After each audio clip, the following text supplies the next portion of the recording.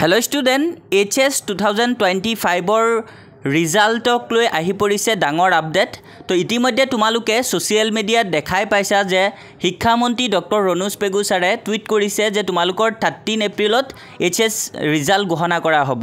তো আৰু বহুতো ষ্টুডেণ্টে আমাক হোৱাটছআপতো এই টুইট পোষ্টটো তোমালোকে সেন্ড কৰি আছিলা। তোমালোকে সেন্ড কৰাৰ পিছত আমি এনালাইজ কৰি চালো।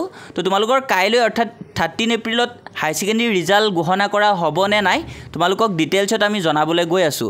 তো তাৰ কাৰণে তোমালোকে ভিডিওটো স্কিপ নকৰাকে সম্পূৰ্ণ ভিডিওটো চাবা। আৰু ছাত্ৰ-ছাত্ৰীসকল তোমালোকে আমাৰ চেনেলত যদি আজি নতুন আহিছা তেন্তে তোমালোকে এনে ধৰণৰ ইনফৰমেটিভ ভিডিওবোৰ পাই থাকিবলৈ আমাৰ চেনেলটো সাবস্ক্ৰাইব কৰি ৰাখিবা। আৰু ছাত্ৰ-ছাত্ৰীসকল ভিডিওটো আৰম্ভ কৰাৰ আগতে তোমালোকক সৰু ইনফৰমেশন এটা দিবলৈ লৈছো। তো যিসকলে হাই সেকেন্ডাৰী পাছ কৰাৰ পিছত অসমৰ বাহিৰত অৰ্থাৎ হায়দৰাবাদ, পাঞ্জাব, বেংগলোৰ, অন্ধ্ৰ প্ৰদেশ এইবোৰ ষ্টেটত যদি B pharmacy, D pharmacy, pharm D, BSc nursing, GNM nursing বা যিকোনো ধৰণৰ ইঞ্জিনিয়াৰিং কোৰ্স, এগ্ৰিকালচাৰ সো এই কোৰ্সবোৰ যদি কৰিব বিচাৰে কোনোবাই তেতিয়া কিন্তু তেওঁলোকে এডমিশনৰ কাৰণে দলালক ধৰে। তো দলালে যেতিয়া পায় তেওঁলোকৰ পৰা কিন্তু 50,000, 60,000, 1 লাখ টকা তেনেকে মাৰি দিয়ে। তো তোমালোকে যদি কোনোবাই ভাবিছা হাই সেকেন্ডাৰী পিছত বাহিৰত পঢ়িবা এই কোৰ্সবোৰত তেনে তোমালোকে ডাইৰেক্টলি কলেজত এডমিশন লবা। কিয়নো এজেন্টে যদি তোমালোকক পাই যায়, এজেন্ট মানে দলাল হয়, তো তেওঁলোকে তোমালোকৰ বহুত পইচা এনেকে মাৰি খাব। তো তাৰ কাৰণে তোমালোকে ডাইৰেক্ট কলেজত লবা। আৰু ছাত্ৰ-ছাত্ৰীসকল মোৰ বহুতো ষ্টুডেণ্টৰ লগত এনেকুৱা প্ৰবলেম হৈছে, তেওঁলোকে এনেকে প্ৰবলেম ফেস কৰিছে, তাৰ পিছতে আমি জানিব পাৰিছো।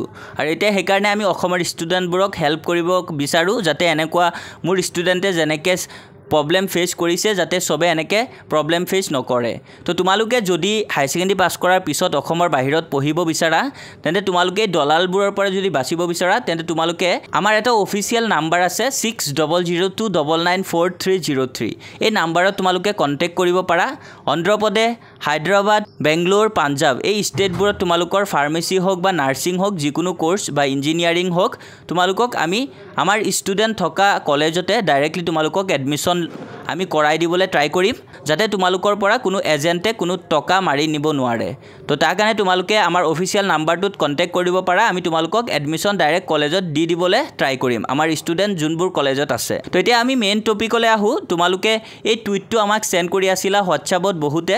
ইয়াতে কৈছে শিক্ষামন্ত্ৰী ডক্টৰ ৰণোজ পেগুৱে HS results will be declared 13 April tomorrow.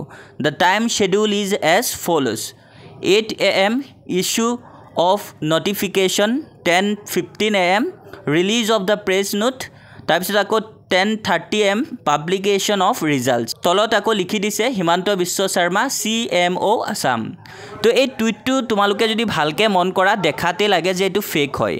তো তোমালোকে এনেকে পোষ্টবোৰ যেতিয়া দিছা, স্ক্ৰিনশ্বটবোৰ যেতিয়া মোক হোৱাটছআপত সেন্ড কৰিছা তেতিয়া মই শিক্ষামন্ত্ৰীৰ অফিচিয়েল টুইটত গৈ চালো যে এনে ধৰণৰ কোনো পোষ্ট শিক্ষামন্ত্ৰীয়ে কৰা নাই।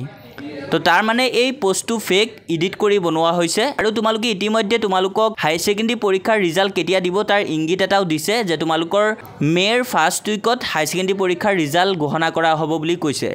তো তোমালোকৰ ৰিজাল্ট কাইলৈ ঘোষণা হ'ব এই কথাটো কিন্তু ফেক হয়। আৰু যদি তোমালোকৰ ৰিজাল্ট যেতিয়াই ঘোষণা কৰা হ'ব তাৰ আগতে কিন্তু অফিচিয়েলি তোমালোকক আপডেট দিব। তো আপডেট হোৱাৰ লগে লগে আমাৰ চেনেলৰ জৰিয়তে তোমালোকক জনাবলৈ ট্ৰাই কৰিম। তাৰ কাৰণে তোমালোকে চেনেলটো সাবস্ক্ৰাইব কৰি ৰাখিবা। তো তোমালোকে যিসকলে এই পোষ্টটো মোক সেন্ড কৰি আছিলা এই স্ক্ৰিনশ্বটটো এটো ফেক হয়, এটো ৰিয়েল নহয়। তো তোমালোকে চিন্তা কৰিব নালাগে, আপডেট হোৱাৰ লগে লগে আমি তোমালোকক জনাবলৈ ট্ৰাই কৰিম। তো আজিৰ ভিডিঅ'ত তোমালোকৰ বাবে এই আপডেটটোৱে আছিলে। আশা কৰোঁ আপডেটটো তোমালোকৰ বাবে অত্যন্ত গুৰুত্বপূৰ্ণ আছিলে।